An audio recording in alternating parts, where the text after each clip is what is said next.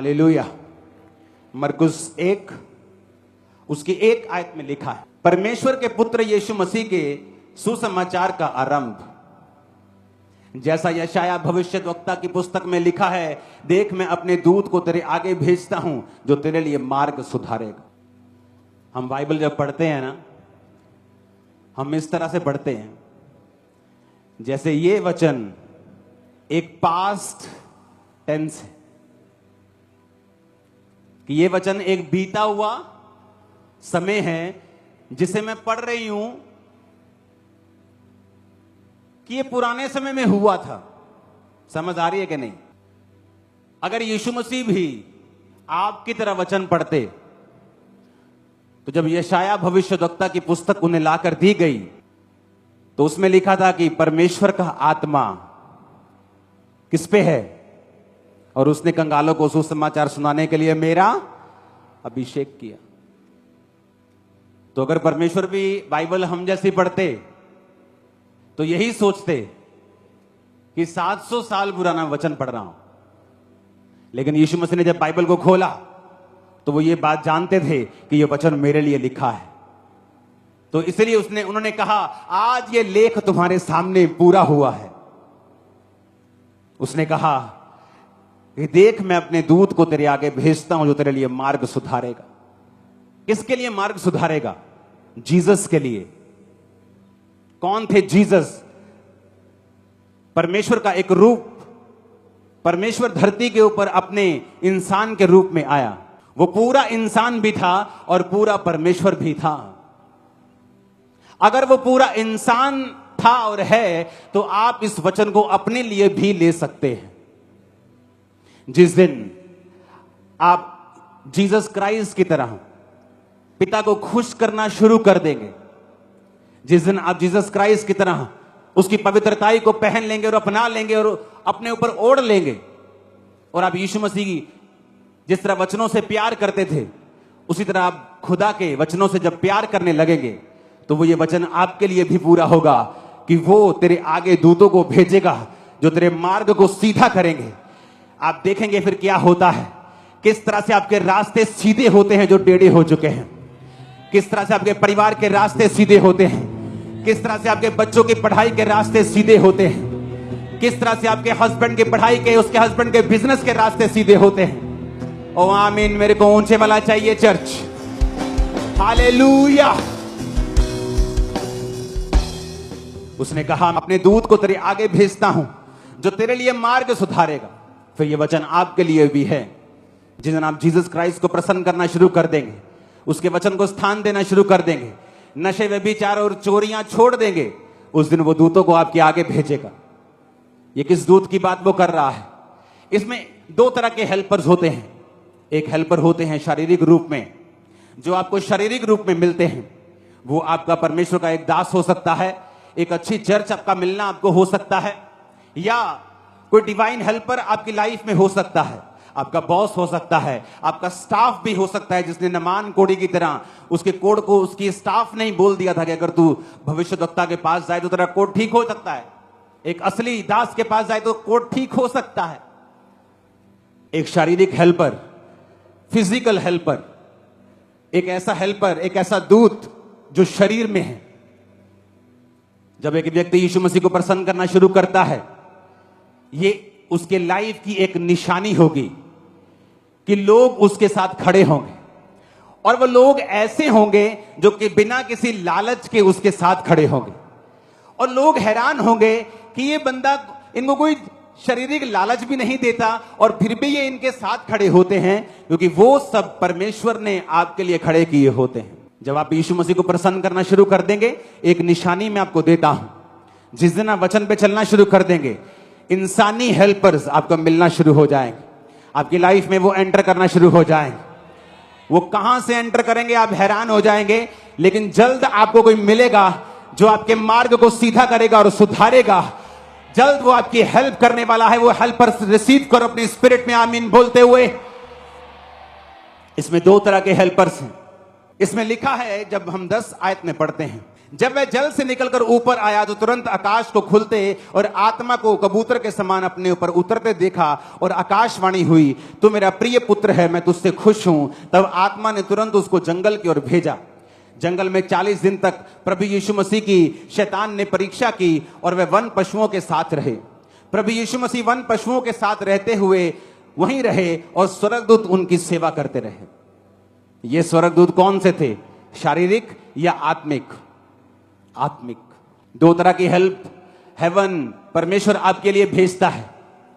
एक वो हेल्प है जो संसारिक रूप में आपको मिलती है। आप कोर्ट केस में हैं, आपको फेवर मिलना शुरू हो जाता है, समाज आप पे फेवर करना शुरू कर देता है, लोग आप पर फेवर करना शुरू कर देते हैं, क्योंकि जब आप यीशु मसीह को प्रसन्न करना शुरू करते हैं तो वचन ये कहता है कि परमेश्वर संसारिक रीति के साथ हेल्पर्स को, मददगारों को, दूतों को तेरे आगे भेजेगा जो तेरे रास्ते को साफ करें। लेकिन दूसरी हेल्प भी उसने कही है। उसने कहा जब शैतान यीशु मसीह के साथ लड़ता और उसकी परीक्षा करता था तो बाइबल कहती है वो वन पशुओं के साथ रहा और स्वर्गदूत उसकी सेवा करते रहे। दूसरी हेल्प होती है जो स्वर्ग से आपको मिलती है, वो दूत जो आपको एक्सीडेंट से बचाते हैं, वो दूत जो आपको बीमारियों से बचाते हैं, वो दूत जो आपको मौत से बचाते हैं, वो दूत जो आपके साथ सुरक्षा के रहते हैं, हमेशा आपके संग रहते हैं और शैतान को सब शैतानी काम करने से आपकी लाइफ में रोकते हैं, क्योंकि परमेश्वर को आपने खुश कर दिया है। देखा जब वो बपतिस्मा लेकर जल के ऊपर आया तो पवित्र आत्मा उस पर उतरा। वो वन पशुओं के साथ रहा, भालू के साथ रहा, पर भालू उसे खा नहीं पाया। शेर के साथ रहा, शेर उसे खा नहीं पाया। सांपों के साथ रहा, वो उसे काट नहीं पाए। नेचर भी आपकी हेल्प करना शुरू कर देती है, कुदरत भी आपकी हेल्प करती है, कुदरत भी आपके साथ चलती है। फिर ये गर्मी आपको बीमार करने की बजाय आपको हेल्दी कर जाएगी, ज्यादा सर्दी आपको बीमार करने की बजाय आपको स्ट्रांग कर जाएगी, क्योंकि कुदरत भी आपके साथ रहेगी जब आप परमेश्वर के साथ रहेंगे। तो आप मेरी बात समझ रहे कि नहीं? कारण एक ही है कि क्या आप परमेश्वर के साथ जुड़े हुए हैं कि नहीं। अगर आप अभी भी कुंडियां लगाते हैं, आप बिजली चोरी करते हैं, आप तेल चोरी करते हैं, गल्लों से चोरी करते हैं, अपनी दुकानों से, अपने मालिकों से चोरी करते हैं, घरों में काम करने वक्त चोरी करते हैं, ऑफिस फैक्ट्री में काम करते वक्त चोरी करते हैं, फिर यह वचन आप लोगों के लिए नहीं है। क्योंकि वचन में लिखा है तू चोरी ना कर, तू व्यभिचार ना कर, अपने माता पिता की आज्ञा को मान, झूठी साक्षी, झूठी गवाही ना दे, अपने भाई को बदनाम ना कर। अगर तुम वचन को तोड़ते हो तो ना तो शारीरिक हेल्पर काम आते हैं, फिर लोग ऑफेंड हो जाते हैं, निराश हो जाते हैं। नो मेरे कोई काम नहीं आंदा, ओ टाइम ते मेरे कोई काम नहीं आंदा, कोई मेरे नाल निगा। क्योंकि तेरे साथ अगर परमेश्वर नहीं है तो तेरे साथ कोई नहीं होगा। अगर तेरे साथ परमेश्वर है और तू अकेला है तो ऐसी ही भीड़ तेरे साथ भी खड़ी हो जाएगी जो वहां बैठी। आमीन। मेरे को ऊंचे वाला चाहिए चर्च। वो कहता मैं स्वर्गीय दूतों को भेजूंगा, तुम्हारे सपनों में दूत आएंगे। लोगों को लगता है मैं सपनों में आता हूं। मैं कैसे सपनों में आ सकता हूं? मैं अपने घर सोया हूं भाई, मैं तुम्हारे सपनों में नहीं आ सकता हूं। दूत मेरी शक्ल लेकर तुम्हारे सपनों में आते हैं। दूतों को परमेश्वर के दासों की शक्ल लेकर मैंने हजारों लाखों लोगों के सपनों में आते हुए सुना है। जब आप परमेश्वर के साथ पक्के होंगे तो स्वर्ग दूत आपको रिलीज किए जाएंगे, आपको एक्सीडेंट से वो बचाएंगे, कोविड से बचाएंगे, महामारियों से बचाएंगे, सारे कीटाणुओं को खत्म कर देंगे तुम्हारी बॉडी पर से, कमजोरियों को खत्म कर देंगे, एक्सीडेंट को फिनिश कर देंगे, माइंड को तुम्हारे रिलैक्स रखेंगे। ओ आमीन। मेरे को ऊंचे वाला चाहिए चर्च। तुम जादूगरों के ऊपर पैर रख दोगे, चीखे मारेगा तो ना, जादू तुम पर असर नहीं होगा, तुम्हारी जूती पर भी असर नहीं होगा, तुम्हारी जूती पर भी जूती जितना भी असर नहीं होगा। मैंने कहा, मैं सच कह रहा हूं। अगर लेकिन इफ परमेश्वर तुम्हारे साथ है तो, अगर तुमने उसको प्रसन्न किया है तो कुदरत भी तुम्हारे साथ रहेगी, लोग भी तुम्हारे साथ रहेंगे, स्वर्गदूत भी तुम्हारे साथ रहेंगे। हेवन ओपन होता हुआ तुम्हारे ऊपर भी मैं देख रहा हूं, तुम्हारे ऊपर ब्लेसिंग्स को आता हुआ मैं आज देख रहा हूं। आमीन। मेरे को ऊंचे वाला चाहिए चर्च। हालेलुया। लिखा 14 आयत में, यूहन्ना के पकड़वाए जाने के बाद यीशु ने गलील में आकर प्रभु के राज्य का सुसमाचार आरंभ किया। कहा समय पूरा हुआ है, प्रभु का राज्य निकट आ गया है, मन फिराओ, सुसमाचार पर विश्वास करो। गलील की झील के किनारे किनारे जाते हुए उसने शमौन और उसके भाई आंद्रियास को झील में जाल डालते देखा, क्योंकि वो मछुए थे। यीशु ने उनसे कहा, मेरे पीछे आओ, मैं तुमको मनुष्यों के मछुए बनाऊंगा। वो तुरंत जालों को छोड़कर उसके पीछे हो लिए। कुछ आगे बढ़कर उसने जब्दी के पुत्र याकूब और उसके भाई यूहन्ना को जालों में नाव को सुधारते देखा। इसमें 4 लोगों का जिक्र है, पतरस और उसका भाई आंद्रियास, यूहन्ना और उसका भाई याकूब। परमेश्वर ने कहा, जब पतरस और आंद्रियास को झील में देखा, कहा, मेरे पीछे आ जाओ। क्या हो गया भाई, कौन हो तुम लोग? तुम कौन हो, मैं तुम्हारे पीछे आ जाऊं? अपना बिजनेस छोड़ के, काम धंधा छड़ के तेरे पीछे लग जाइए भाई, की गल? कभी प्रैक्टिकल वचन को समझने की कोशिश की है? आप सोचो, आप अपनी दुकान पे खड़े हो, आपकी एक शॉप है, हां, तो उथे एनआरआई कस्टमर आया होया, तो 5-5 ਦੇ सूट सारे खोले हुए। अब ਤੇ ਭੈਣ ਜੀ ਨੇ ਹੁਣ 50,000 ਦਾ ਬਿੱਲ ਬਣਾਣਾ, ਤੇ ਬਾਹਰ ਤੁਹਾਨੂੰ ਪਾਸਟਰ ਸੱਦੇ, ਆ ਜਾ ਯਾਰ ਮੇਰੇ वाना पास्टर जी की कर दे तुम। पर बाइबल कहती है वो तुरंत 18 आयत में अपने जालों को छोड़कर परमेश्वर के, क्या हुआ ऐसा? अगर हम ये कहें कि चलो जी पतरस ते आंद्रियास गरीब सीगे ते काम धंधा है नहीं सी ते मच्छियां फड़ियां नहीं जांदियां, ते यीशु ने क्या पीछे आ जा, कहते चलो इत्थे भी कुछ है नहीं, ये पीछे लंगर लंगर खावांगे, चलिए। अब फिर हम दूसरा केस पढ़ते हैं, लिखा, कुछ आगे बढ़ के उसने जब्दी के पुत्र याकूब और उसके भाई यूहन्ना को नाव पर जालों को सुधारते देखा। उसने तुरंत उन्हें बुलाया और वे अपने पिता जब्दी को मजदूरों के साथ नाव पर छोड़कर, अब इस केस में जो याकूब और यूहन्ना हैं, उनके पिता ने मजदूर रखे हुए हैं कि 10, 15, 20 लोगों की टोली है। मेरी दुकान पे 10 लोग काम करते थे और मेरी रोज की इनकम 1 लाख रुपए के करीब होगी, कभी 60,000, 50,000, कभी लाख, कभी 1.5 लाख रोज की इनकम। जितना उस समय 2002-3 में फॉरेन में लोग 1 लाख, 1.25 लाख रुपया 1 महीने का कमाते थे, तब उस समय की रोज की पंजाब में, इस खांबरा में इनकम थी। आप मेरी बात समझ रहे हो? तो मेरे पास 10 लोग थे, तो इसके पास भी इतने लोग थे कि ये लाखों रुपए कमा रहे होंगे उस समय के। लेकिन यहां भी क्या लिखा कि वो अपने पिता जब्दी को मजदूरों के साथ नाव पर छोड़कर यीशु मसीह के पीछे हो ली। ऐसा क्या हो गया? सोचो, ऐसा क्या हुआ कि वो यीशु मसीह के पीछे लग गए? वो जीसस खुदा के वचन को इतना मानते थे और इतना सीरियसली उस पर चलते थे बचपन से ही। 12 साल की उम्र में यीशु को मालूम था कि मैं पिता की संतान हूं। तो जब उसके माता पिता के साथ वो वापस नहीं गया अपने घर और पर्व में रह गया, तो माता पिता 3 दिन के बाद कुड़ते हुए यीशु से मिले और कहा, ओए तू घर वापस नहीं आया, हम तुझे कुड़ते हुए ढूंढते हैं। तो यीशु ने क्या कहा? पिता ने कहा, यीशु ने कहा कि क्या तुमको नहीं पता मुझे अपने पिता के भवन में होना जरूरी है? तो यीशु को मालूम था वो पिता का क्या है, भवन है। तो यीशु ने फिर सेवकाई 12 साल की उम्र में शुरू नहीं की, क्योंकि बाइबल कहती है सारे सदूकी, फरीसी, शास्त्री, विद्वान जब 12 साल के प्रभु यीशु से वार्तालाप करते थे तो जवाब नहीं थे जो यीशु मसीह उनसे पूछते थे। यीशु मसीह की बुद्धि, यीशु मसीह के जवाब, उनको मालूम था कि ये आम बालक नहीं है।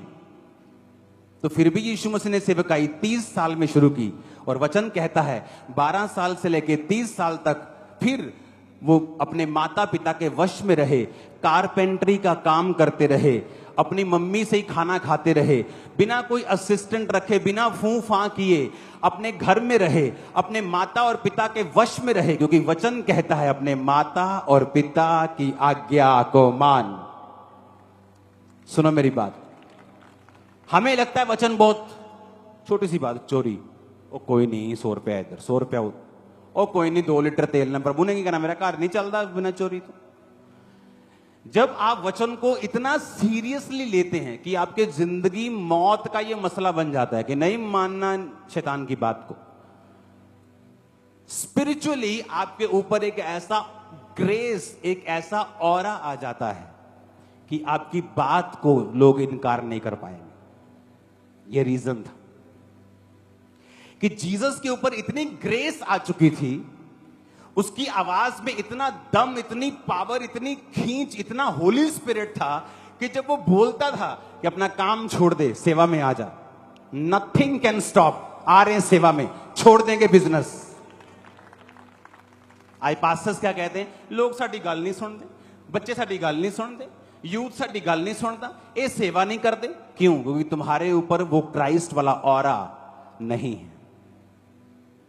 जब तुम्हारे पास क्राइस्ट वाला ऑरा होगा, तुम्हारे पास वो ग्रेस होगी, तुम एक बार बोलोगे, लोग आएंगे। तुम बोलोगे चलो सेवा करनी, लोग आएंगे। इस साल के एंड तक 500 जवान, सिर्फ जेंट्स की बात कर रहा हूं, लड़कियां अलग, 500 जवान बंदे अपना जीवन इस चर्च को देने वाले हैं। 500, उनके रहने का कॉलेज अलग से बना रहा हूं। 500, उनमें पढ़े लिखे डॉक्टर्स, इंजीनियर्स भी हैं। उनमें कहते हमने चर्च जाना है, सेवा करनी। 500 लोगों को संभालना मुश्किल होता है आज। किसी चर्च में 5 लोग काम करते हो ना, सिर दर्द कर देते। 5 लोग ही, पास्टर के सिर में दर्द है 5 लोगों के कारण।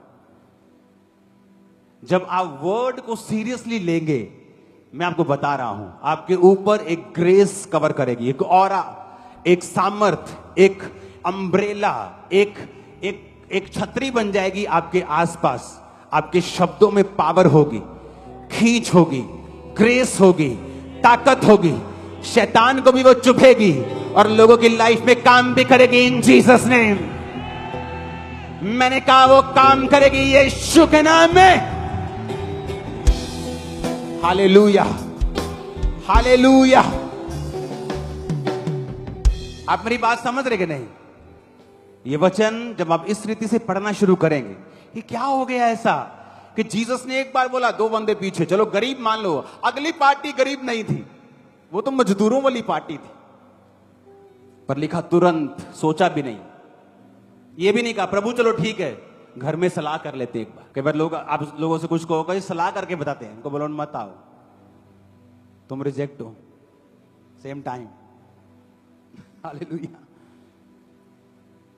उन्होंने कहा सलाह करके, नहीं कि देखा तुरंत। फिर से पढ़ेंगे, लिखा वो तुरंत अपने पिता जबदी को मजदूरों के साथ नाव पर छोड़कर उसके पीछे हो ली। आप जीसस के साथ वफादार हो जाओ, आपके शब्दों में सामर्थ आ जाए, एक ऑरा आपके ऊपर आ जाए, एक ग्रेस आपके ऊपर होगी, वो आपको हमेशा कवर करके रखेगी। एक ही चीज है जो उस ग्रेस को खत्म कर सकती है। कोई शैतान, कोई विरोध, आपके खिलाफ झूठी बातें, आपके खिलाफ लोग, मुकदमे, कुछ उसे खत्म नहीं कर सकता। आपका अपना पाप उसे खत्म करेगा जब करेगा। अपने पाप के कारण वो छतरी आप खो दोगे, लेकिन और कोई चीज उस छतरी को, उस ग्रेस को, उस अम्ब्रेला को खत्म नहीं कर पाएगी। और ये एक दिन में नहीं होता, एक साल में नहीं होता, ये सालों साल परमेश्वर के साथ चलने का नतीजा होता है। जब आप हर समय निकाल लेते हैं, हर मौसम निकाल लेते हैं, वफादारी के साथ बाप के साथ खड़े रहते हैं, दुखों में, तकलीफों में, प्रार्थनाओं में, डाउट में भी आप उसके साथ खड़े रहते हैं। ना सुखों में पिघलते हैं आप शैतान की तरफ, ना दुखों में पिघलते हैं, ना साइलेंट टाइम में, जब ना उस टाइम में जब परमेश्वर आपके लिए लगातार बोलता है, आपको गवाहियां देता है। आप जब किसी समय में गिरते नहीं हैं, आपकी लाइफ के ऊपर वो ऑरा, वो ग्रेस, वो बढ़ती ही जाती है। और वो बढ़ती जाएगी आज से ही, और वो बढ़ती जाएगी आपके परिवार के ऊपर से, और वो बढ़ती जाएगी आपकी बॉडी के ऊपर। आप हेल्थी होंगे और लंबा जिएंगे यीशु मसीह के नाम। Hallelujah, hallelujah. एक एक वचन में इतनी ताकत है। आगे लिखा है, तब वे कफरनहूम में आए। आपको बाइबल पढ़नी आ रही है मेरे ख्याल से। मैं ऐसे पढ़ता हूं कि हर वचन का एक मीनिंग है, उसके पीछे की एक स्टोरी है। इसलिए कहते हैं कि बाइबल स्टडी करने से भी आप बाइबल के शिक्षक नहीं बन सकते जब तक आत्मा आपको बाइबल ना सिखाए। देखा, जब वे कफरनहूम में आए तो वह तुरंत सब्त के दिन आराधनालय में जाकर उपदेश करने लगा। लोग उसके उपदेश से चकित हुए, क्योंकि वो शास्त्रियों के समान नहीं अधिकारी के समान उपदेश देता था। इसको इंग्लिश में पढ़ना बहुत जरूरी है। And they were astonished at his doctrine, for he taught them as one that had authority, and not as the scribes. जब कुछ लोग प्रार्थना करते हैं, ऐसा लगता है कि परमेश्वर से भीख मांग रहे हैं, या वचन देते हैं तो ऐसा लगता है कि जैसे कोई बाइबल से सलाह मशवरे कर रहा है, सलाहें दे रहे हैं। लेकिन देखा, जिसके ऊपर परमेश्वर का आत्मा होता है, जो वो वचन देता है या प्रार्थना करता है, वो अधिकार, ऐसा लगता है कि एज ही हैड अथॉरिटी, कि अथॉरिटी है इसको बीमारियों के ऊपर, शैतान के ऊपर, कि वो कमांड कर रहा है लोगों को कि तुम चोरी नहीं करोगे। यार चोरी ना करियो। कई लोग प्रीच करते हैं, उनके प्रीच में पावर फील नहीं होती, सामर्थ्य फील नहीं होती, आत्मा फील नहीं होता। ऐसे लगता है जैसे कोई स्क्राइब, जैसे कोई शास्त्री फरीसी प्रचार कर रहा है और यीशु मसीह के बारे में बता रहा है।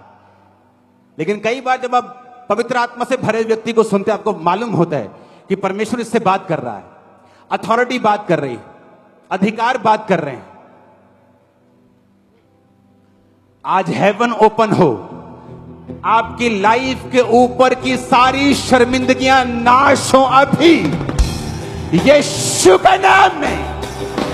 तुम्हारे घर की, फाइनेंस की, शरीर की, आत्मा की सारी शर्मिंदगियां आज मैं अधिकार से हुक्म देता हूं, नाश हो जाए सारी शर्मिंदगियां, यीशु के नाम में नाश हो जाए। हालेलुया। कहता है उन्हें शास्त्रियों की तरह नहीं, वो उन्हें शास्त्रियों की तरह नहीं, अधिकारियों की तरह उपदेश देता था। अधिकारियों की तरह। तो अधिकारी मतलब, इसमें इतना अच्छा नहीं लिखा हिंदी में, लिखा for he taught them as one that had authority. Police के पास अथॉरिटी होती है ना, कि मैं इस इलाके का एसएसपी हूं, वो नजर आती है, वो खड़ा होता है तान के, स्टार स्टूर लगे, वर्दी पहनी। वैसे ही तुम आत्मा में बड़े अफसर हो, अथॉरिटी तुम्हारे अंदर है यीशु के नाम की। तुम शैतान को डांटोगे, खप्पे खप्पे भागेगा, सच्चे सच्चे भागेगा। मैंने कहा you have authority right now in the name of Jesus. आमीन। खड़कने वाला चाहिए शैतान के कानों में। हालेलुया। मैंने लोगों को देखा है, उन्हें लगता है ऊंची आवाज में अच्छे साउंड से प्रार्थना करेंगे तो लोगों को लगेगा में अथॉरिटी है। मैंने सिर दर्द होते देखा है, कई बार मैंने सिर दर्द हो गया यार, इसको लगता है कि ऊंचा बोलने से ऐसा हो जाएगा। नहीं, अगर तुम्हारे पास अथॉरिटी है, तुम डांटोगे, तुम्हें फील होगा तुम्हारे पास पावर है, तुम्हारे पास अथॉरिटी है। अपने घर को बदलने की अथॉरिटी, प्रार्थनाओं में माहौल चेंज करने की अथॉरिटी, अपने बच्चे के मन को चेंज करने की अथॉरिटी, शत्रु को हराने की अथॉरिटी यीशु के नाम में, यीशु के नाम में, यीशु के नाम में। मैंने कहा यू हैव अथॉरिटी, यीशु मसीह के नाम में तुम्हारे पास ताकत और अधिकार। आमीन। ऊंचे मिला चाहिए, रिसीव करो यीशु के नाम में। परमेश्वर के गहरे वेदों को परमेश्वर के दास के द्वारा जानने के लिए और ऐसी और नई वीडियोस को देखने के लिए हमारे YouTube चैनल को सब्सक्राइब करें और साथ में बेल आइकन को प्रेस करें, ताकि ऐसी और नई वीडियोस की नोटिफिकेशन सबसे पहले आप तक पहुंच सके। जुड़े रहें परमेश्वर की हजूरी के साथ। God bless.